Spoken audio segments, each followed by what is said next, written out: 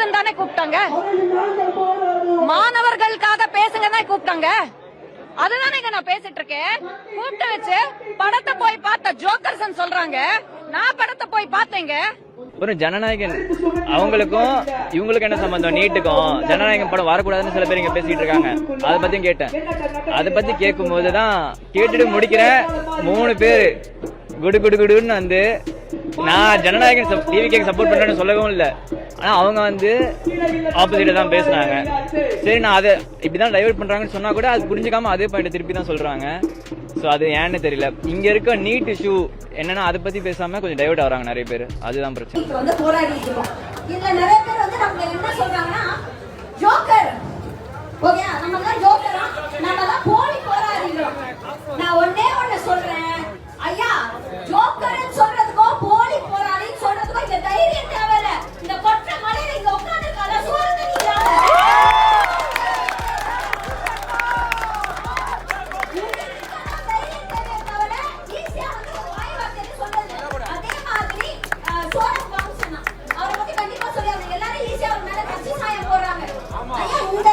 இந்த நவீன உலகத்தோட உண்மையான பொசசிவ் பசப்புகள் அவர்தான்.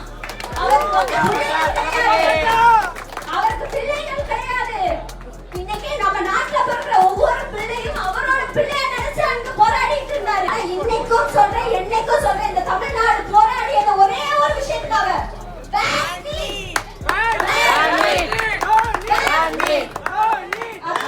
ஒரு தாத்தா இருக்கிறாரு. அந்த தாத்தாவோட வார்த்தை தான் ஞாபகத்துல வரும்.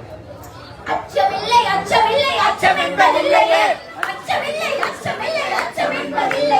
உச்சி மீது வானிருந்து வீடுகின்ற போதிலும், உச்சி மீது வானிருந்து வீடுகின்ற போதிலும் அச்சமில்லை அச்சமில்லை அச்சம் என்பதில்லை. சொம்பு அடிக்கிற ஜூலி உனக்கு ஜென்சன்னு நினைப்பாடி. இந்த ஒரு பதிவுதான் இப்போது இணையம் முழுக்க பரபரப்பை கிளப்பியிருக்கிறது. இதுவரைக்கும் யாராக இருந்தாலும் தவறு என்று நினைத்தாள். நேரடியாக விமர்சித்து பேசி வந்த வனிதா விஜயகுமார் இந்த முறை ஜூலியை குறிவைத்து கடுமையாக பதிவிட்டிருக்கிறார். நீட் போராட்ட மேடையில் ஜூலி பேசிய சில வார்த்தைகள்தான் வனிதாவை இவ்வளவு ஆவேசப்பட வைத்ததாக பேசப்படுகிறது. ஆனால் ஜூலி என்ன பேசினார்? வனிதா ஏன் இவ்வளவு கோபமாக பதிவிட்டார்? அந்த பதிவில் இருந்த வார்த்தைகள் ஏன் இவ்வளவு பெரிய சர்ச்சையாக மாறின?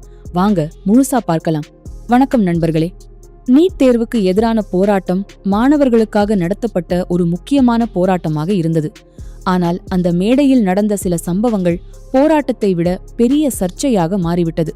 முதலில் நடிகை சனம் ஷெட்டி பேசும்போது ஏற்பட்ட எதிர்ப்பு, அதன் பிறகு அவர் வெளியிட்ட விளக்கம் என இந்த விவகாரம் இன்னும் பேசப்பட்டு கொண்டிருந்த நேரத்தில்தான் நடிகை ஜூலியின் பேச்சும் கவனத்தை ஈர்த்தது.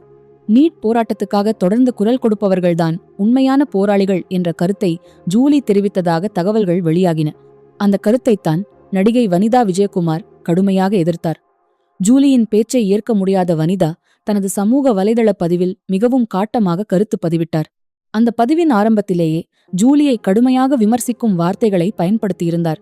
அதோடு மட்டும் நிற்காமல் ஜூலியின் நிலைப்பாடு, அவர் பேசிய விதம், மற்றவர்களை விமர்சித்த அணுகுமுறை என பல விஷயங்களை சுட்டிக்காட்டி தனது அதிருப்தியை வெளிப்படுத்தியிருந்தார். ஒரு கருத்து வேறுபாடு இருந்தாலும் அதற்கு இவ்வளவு கோபமாக பதிலடி கொடுத்திருப்பது பலரையும் ஆச்சரியப்பட வைத்துள்ளது. வனிதாவின் பதிவில் இடம்பெற்ற சில வரிகள்தான் தற்போது அதிகம் பகிரப்பட்டு வருகிறது. அந்த பதிவை பார்த்த ஒரு தரப்பினர், யாராவது நேராக பேச வேண்டும், அதைத்தான் வனிதா செய்திருக்கிறார் என்ற ஆதரவு தெரிவித்து வருகின்றனர். ஏனென்றால் ஒருவருக்கு பிடித்த நடிகரை ஆதரித்ததற்காக அவரை இழிவுபடுத்துவது சரியல்ல. கருத்து சொல்லும் உரிமை எல்லோருக்கும் சமமாக இருக்க வேண்டும் என்பதே அவர்களது வாதம். அதே நேரத்தில் மற்றொரு தரப்பினர் இதை வேறு விதமாக பார்க்கிறார்கள். கருத்து வேறுபாடு இருந்தாலும் ஒருவரை தனிப்பட்ட முறையில் இவ்வளவு கடுமையாக விமர்சிக்க வேண்டிய அவசியம் இல்லை என்றும், இதுபோன்ற வார்த்தைகள் தேவையற்ற சர்ச்சையை உருவாக்கும் என்றும் அவர்கள் கருத்து தெரிவித்து வருகின்றனர். இதனால் இரண்டு தரப்பும் தங்களது நிலைப்பாட்டில் உறுதியாக இருப்பதால் இந்த விவகாரம் தற்போது இணையத்தில் மிகப்பெரிய விவாதமாக மாறியுள்ளது.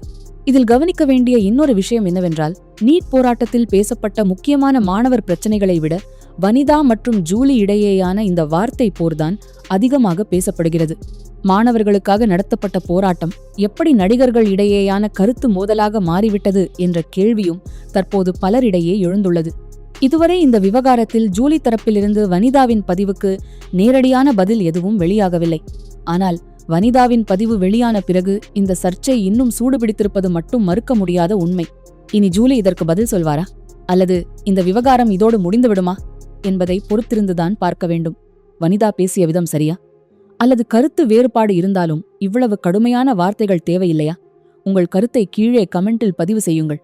இதுபோன்ற தமிழக அரசியல், சினிமா மற்றும் வைரலாகும் முக்கிய செய்திகளை உடனுக்குடன் தெரிந்து கொள்ள எங்கள் சேனலை சப்ஸ்கிரைப் செய்து பெல் ஐக்கன் ஐ அழுத்த மறக்காதீர்கள்.